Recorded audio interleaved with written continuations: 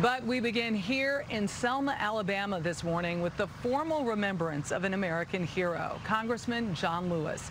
The civil rights icon died last week at the age of 80. Lewis was a leader of the Freedom Riders and a protege of Martin Luther King Jr. In his struggle to fight against racial segregation, Lewis often faced arrest and violence. This morning, Lewis's body left Atlanta to come here to Alabama. The nearly week-long celebration of his life starts this morning with services in his hometown of Troy, Alabama. His body will then be taken here to Selma, Alabama, site of the 1965 Civil Rights March that ended in Bloody Sunday. Tomorrow, a procession will carry Lewis across the Edmund Pettus Bridge in Selma. His body will lie in state in Alabama's state capitol tomorrow night and in the U.S. Capitol on Monday and Tuesday before making one final trip back to Atlanta, where he served as a congressman for more than 30 years. A final tribute to Lewis is scheduled on Thursday at the Ebenezer Baptist Church, the same church once led by his mentor, Dr. King. John Lewis will cross the Edmund Pettus Bridge one last time. 55 years after Bloody Sunday, his casket will make a final symbolic journey across the Alabama River and on to Montgomery to lie in state.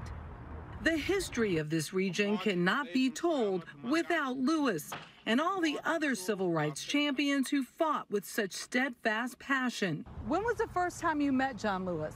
Kenta Fulford is Selma's new police chief, a local cop who came up through the ranks. He paved the way for us, and I think it is my duty and my responsibility to continue in his footsteps to show people that, hey, it doesn't always have to stay the same and everyone has to make a difference. Later today, Lewis will travel over the country roads to his hometown of Troy, Alabama, for a memorial service at the university there.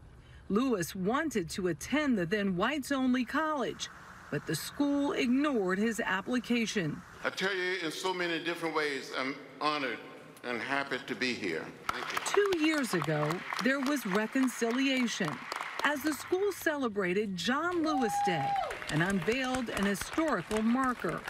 Dr. Jack Hawkins is the university president. The institution denied admission, yet later saw fit to give him an honorary doctorate. We're very proud of the latter. Terry Sewell represents Selma in the U.S. Congress. She called Lewis a friend, a mentor, and a father figure. She will help lead Sunday's march to the bridge. The irony is that the first time John did a march from Selma to Montgomery, he was met at the foot of the bridge with billy clubs, and that march from Selma to Montgomery was contentious. He was clearly not invited into the state capitol. Now he will get a hero's welcome, which is what he deserves. This is personal for you. Very personal. It's not often you get to meet your own hero. It's rare, let alone to get an opportunity to sit at his feet and learn from him.